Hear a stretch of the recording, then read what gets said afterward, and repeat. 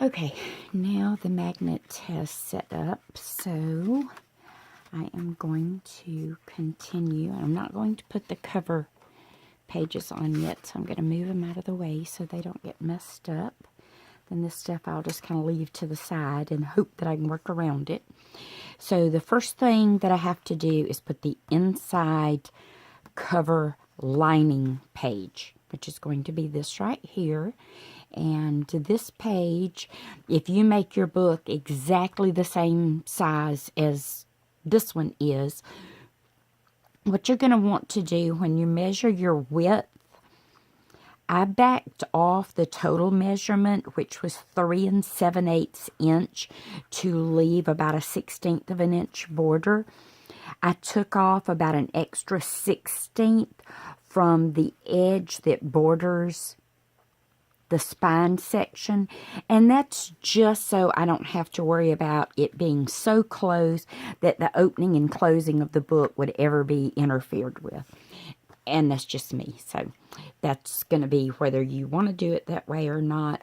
But I did all of my measurements to leave about a 1/16 of an inch, so the measurements are an 1/8 of an inch smaller all around. So top to bottom this way is 5 3/8, side to side is 3 7/8, with about a 1/16 of an inch taken off of it.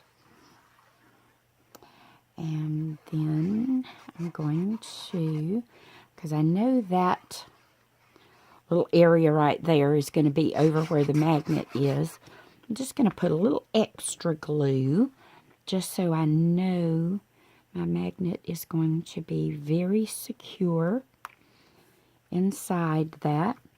And then I just eyeball it. I've done this so much that an 1/8 of an inch split difference is a 1/16, so I just measure top to bottom with my eye, and I know it's about right. And what I'm doing now is just kind of working the paper around that magnet and make sure that that glue adheres all around the edges of the magnet, but to make sure that the edge of my paper. And so I just take the bone folder and just kind of work around it. And then that will sit there for just a minute and set up nicely. Just be careful when you do this so that you don't, inadvertently poke a hole. Yes, I have done that. And yes, you can camouflage it because we don't make mistakes. Like Bob Ross said, we have happy accidents. So anyway, that's how that goes together. So these are going to be the little page covers for the front side of my waterfall mechanism. This is going to be the closure band, and this is going to be the waterfall mechanism. So let me kind of push this up out of the way, and I've rounded the bottom edges of all 4 flaps, and then the bottom edge of my base piece. And now what I'm going to do is I've scored and folded that 1/2 inch flap because that's going to be your hinge. And then what you want to do is line this up so that that top edge is exactly even, and then your side to side is even, because this is just going to be your base. And this is just an easy way to make a waterfall until you learn how or feel comfortable. Then you can just mark where you would need it to go, and you could build it directly on your page. The reason I like to start people out building them like this and then attach them to your page is I would rather see you mess up here and have to trash it than start sticking it down here, and then you've got to rip stuff apart just to fix it and make it work. So that's just my theory on that anyway. So put our glue, and then the same thing for the next page. As soon as I lay it down, I want to make sure that it's even from side to side, and then you can give it a burnish with your bone folder. And these dry and set up quick enough that you can just continue right on building your waterfall. And this one was built or designed size-wise for the center area of the page. So you could actually make your waterfall be your whole entire page. That would be totally up to you, and all you have to do is just work with those measurements if you want it that way. So there's that one. Make sure my top and bottom, or side to side, is even. And then hope that when I stand it up, my sides are like they're supposed to be. And there's your waterfall mechanism. So it just makes it easier to me when I line everything up going this way and then turn it for the direction I need. But you could just as easily design a waterfall that would go this direction. And I have done lots of sideways waterfalls in books. Then these are going to be the little covers. And I'm only going to put them on just the outside edge.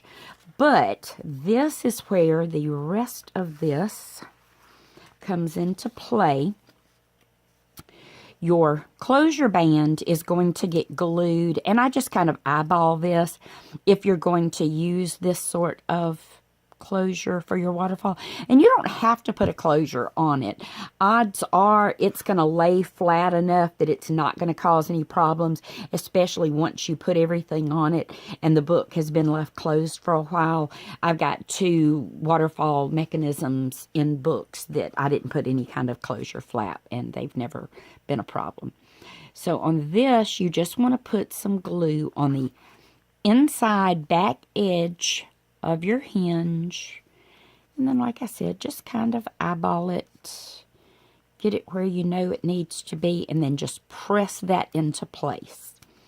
And that, you do want to make sure that does give you a really good bond for when you start working with it. And then I had already marked where I knew the edge of my cardstock versus the edge of my pattern paper was. But in case I was off by just a hair, I'm going to show you how we're going to make sure that magnet area is going to be correct. So there, our base magnet is already there. Come on, get off my finger. So then that magnet is going to grab, and it doesn't play. I mean, it's right there where it needs to be. And I probably should wait and show y'all how I do this before I attempt that. And that's pretty much going to be dead on center.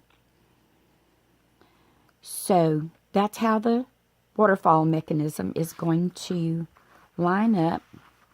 So what I'm going to do is I'm actually going to turn it sideways, because like I said before, it does make it just a little bit easier for me to work with it. And I'm just trying to make sure that my magnet, as normally when I do this, I have it all up in my face to see it. And I'm going to give myself just a little pencil line there. And you're never going to see that, so you're not even going to know that it's there. Then I'm going to put my glue all around the base of my waterfall. And my waterfall is built, so I don't have to worry about starting my mechanism and then going, oh no. And I'm going to line up against my little pencil marks, and my bottom edge lined up perfectly, and everything else should be right on. Then I can take and put that tiny dot of glossy accents on the back side of the magnet, spread it a little bit with my finger, and then hold that into place. And usually what I do is I take my bone folder, but let me see if I can turn this just a little bit.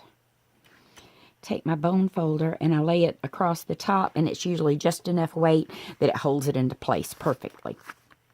So then what I'm going to do is just work on the pocket that's going to go on the outside of this page.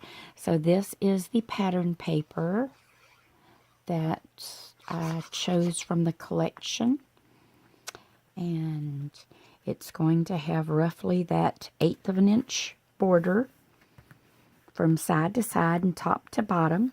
So we'll glue that on. And where is I had my little small bone folder up here and I don't see it now. That's okay. This will work. Darn, and that's the one that I lost it and I found it and now I've lost it again. Okay. That's going to be the pocket that's going to go on the outside of that page there. And what you will want to do, this is the one that's going to be on the back side, or the back page flap that's like that.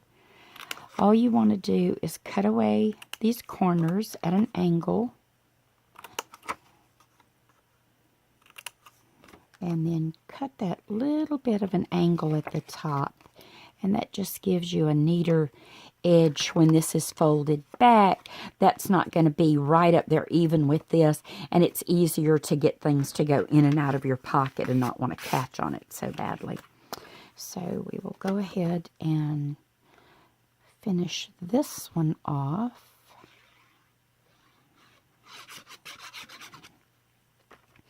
And how many pockets, where you put your pockets, the size of your pockets, shape, all of that is going to really be totally up to you. That's where you use your own creativity when it comes to building the book to make it truly your own. I give you the basis of the size and then you just go for it. So that's going to be the back pocket. Then the one for the inside page, I decided I was going to use, because I had just enough scrap from the piece I cut off for the cover, and I just thought that would be perfect where it was going to go. So it's the same premise. You're going to cut those corners away. Cut that little top angle.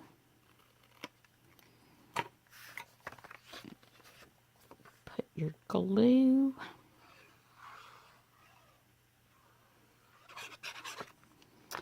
And attach it. And there again, you've got that approximately 1/16 of an inch. And I actually think on this one, because my scrap, I cut it exactly in half, so I had just a little more at the top and bottom than the 1/16 on the sides, but it kept me from wasting any paper, so that was fine with me. I didn't have to cut into a bigger piece or worry about getting into a larger piece.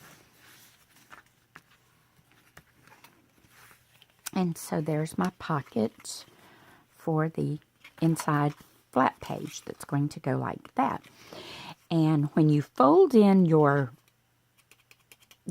hinges to attach the pockets, or the gussets in this case, to attach the pocket, you want to fold your sides in first and then your bottom flap up last. And the reason for doing it that way is, and I usually tack mine down because it does make it easier when you've held it into place, is it ensures you're able to get a better bond on this bottom flap against your actual page, and hopefully whatever you're sticking in your pocket won't hang up as much.